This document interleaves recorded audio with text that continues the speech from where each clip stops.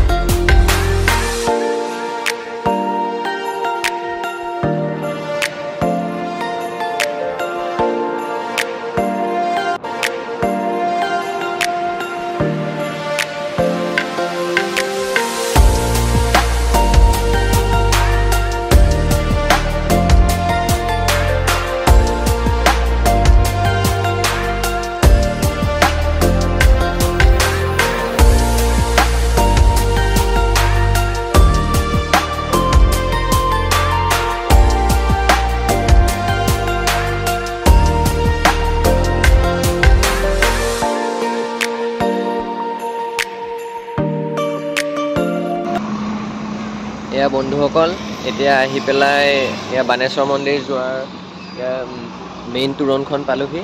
আৰু এইফালেদিয়ে গৈ পেলাই আগতে এয়া যি ট্ৰেক্টৰ দেখিছে আপোনালোকে, এই ট্ৰেক্টৰটোত আমি যাব লাগিব।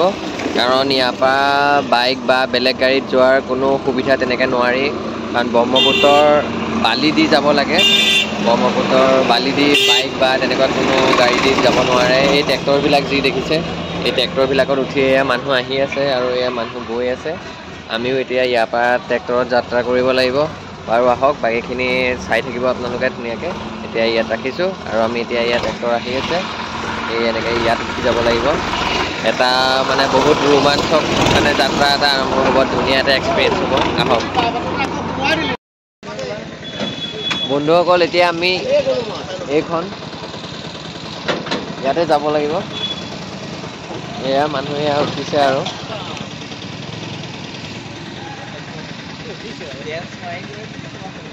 এইটো বাদ দি যাবগৈ লাগিব। এয়া উঠোঁ আৰু ইয়াত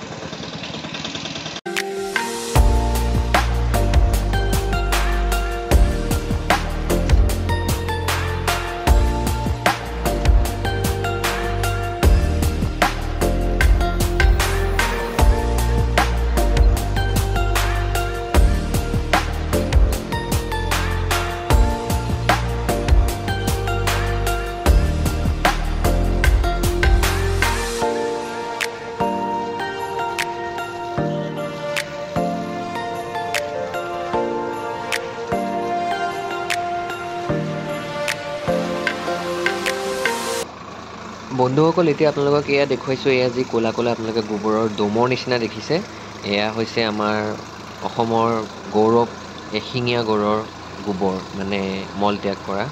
আৰু এশিঙীয়া গড়ৰ বিশেষত্ব হ'ল কি, তেখেতে নিৰ্দিষ্ট এটা ঠাইতে মলত্যাগ কৰে। য'তে ত'তে মলত্যাগ কৰি তেহেঁতে হেৰি নকৰে। তেহেঁতৰ এটা এইটো ডাঙৰ বিশেষত্ব। এয়া চাওক, আমাৰ ট্ৰেক্টৰৰ আগে আগে আপোনালোকে দেখিবলৈ গৈছে এয়া অসম বিখ্যাত এশিঙীয়া গঁড়ৰ মল বা গোবৰ।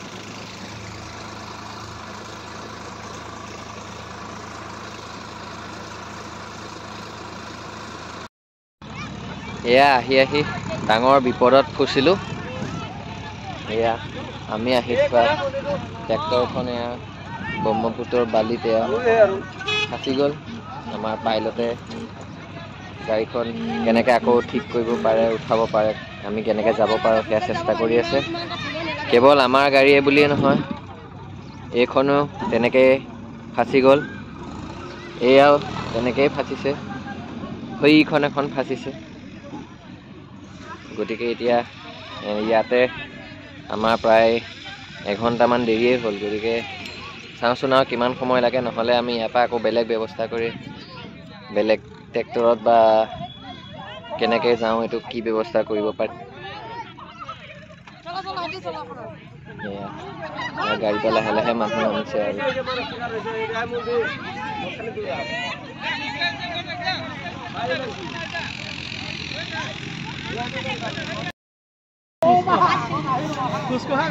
এয়া অৱশেষত আমি এয়া খোজকাঢ়ি গৈ আছোঁ, যিহেতু আমাৰ ট্ৰেক্টৰখন ফচি গ'ল।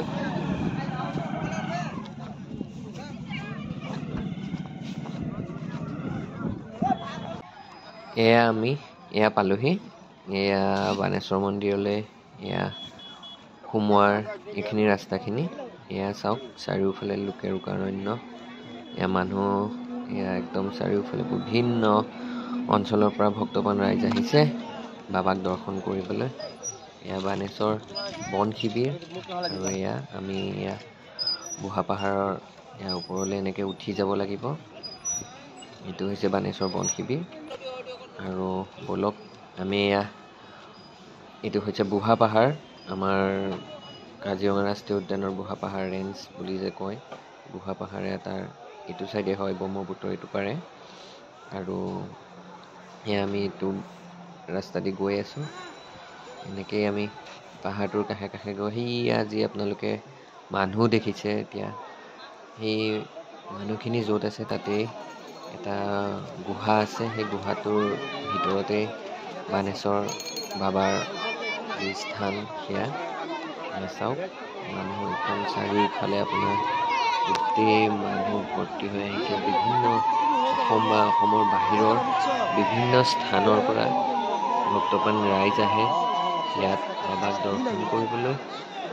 তেওঁলোকৰ এটা বিশ্বাস, এটা অলৌকিক তেওঁলোকৰ ধাৰণা। চাওক, চাৰিওফালে মানুহ, অসম নহয় যে অসমৰ পৰা, এয়া অসমৰ বাহিৰৰ পৰাও বিভিন্ন মানুহ আহিছে। আমি বিভিন্ন মানুহ দেখিছোঁ ইয়াত। মানুহ একদম পূৰা পাহাৰটোত এয়া শিলত, আৰু সেইয়া আপোনালোকক দেখুৱাম আমি এতিয়া। এয়া মানুহে লাইন পাতি পাতি এয়া গৈ আছে। এয়া এইয়া আপোনালোকক এতিয়া দেখুৱাম। ইয়াৰ দিয়ে এইখিনি দিয়েই আপোনাৰ এই সেউজীয়া এনেকুৱা নীলা পিন্ধা যে ল'ৰাজন দেখিছে, সেইটোৱে গুহাটো। এনেকৈ ঘূৰি ঘূৰি সিফালেদি মানুহখিনি গৈ পেলাই ইয়াত থালি লৈ পেলাই বাবাক দৰ্শন কৰিবলৈ এয়া দৰ্শনাৰ্থী এয়া তেওঁলোকে সহায় কৰি দিছে গুহাৰ পৰা ওলাবলৈ। যিসকল যুৱতী বা মহিলা বা শিশু তেওঁলোকে আহিব নোৱাৰে, তলৰ পৰা উঠিব নোৱাৰে, তেওঁলোকক সহায় কৰি দিছে। আৰু চাৰিওফালে লোকেৰুকাৰণ্য একদম মানুহ।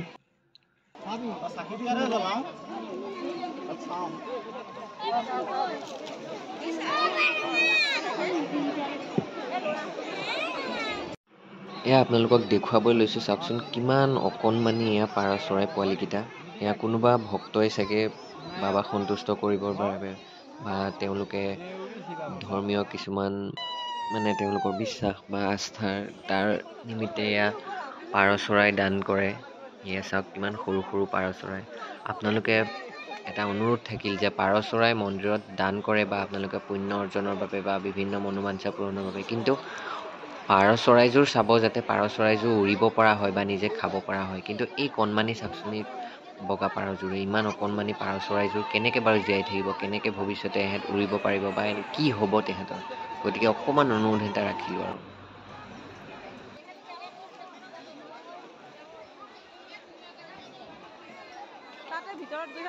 আৰু এয়া বুঢ়া পাহাৰৰ এয়া আমি শিল বগাই এনেকৈ যাব লাগিব মন্দিৰৰ যি গুহা ভাগ আছে বানেশ্বৰ বাবা দেখুৱাম এতিয়া এয়া আপোনালোকক দেখুৱাইছোঁ এয়া গুহা আৰু এয়া বানেশ্বৰ বাবাৰ স্থান এয়া ভক্তসকল লানি নিচিগা এয়া সিফালৰ পৰা আহিছে সিফালৰ পৰা আহিছে একদম তেওঁলোকে বাবাৰ শিষ ল'বলৈ বাবাৰ ওচৰত এয়া আপোনালোকক দেখুৱাম আৰু মই ভিতৰলৈ এয়া সোমাই যেতিয়া যাম বা নামি যাম তললৈ গুহাৰ ভিতৰখন দেখুৱাম আপোনালোকক এয়া আপোনালোকক ভিতৰৰ পৰা দেখুৱাইছোঁ এয়াই হৈছে ঐতিহ্যমণ্ডিত বানেশ্বৰ বাবাৰ স্থান এতিয়া সেই বানেশ্বৰ মন্দিৰৰ কাষতে যি মেলা মানে অনুষ্ঠিত হৈছে সেই মেলাত সোমাইছোঁ আমি এয়া বিভিন্ন সামগ্ৰী ইয়াৰ পৰা আপোনালোকে ক্ৰয় কৰিব পাৰিব আৰু ইয়াত মানুহৰ যথেষ্ট ভিৰ হোৱা পৰিলক্ষিত হৈছে এয়া তাৰ মাজেদি আমি আগবাঢ়িছোঁ এয়া চাওক বিভিন্ন দোকান পোহাৰ ইয়াত আহিছে আৰু মানুহবিলাকে ইয়াৰ পৰা বিভিন্ন বস্তু ল'বলৈ আগবাঢ়িছে চাওক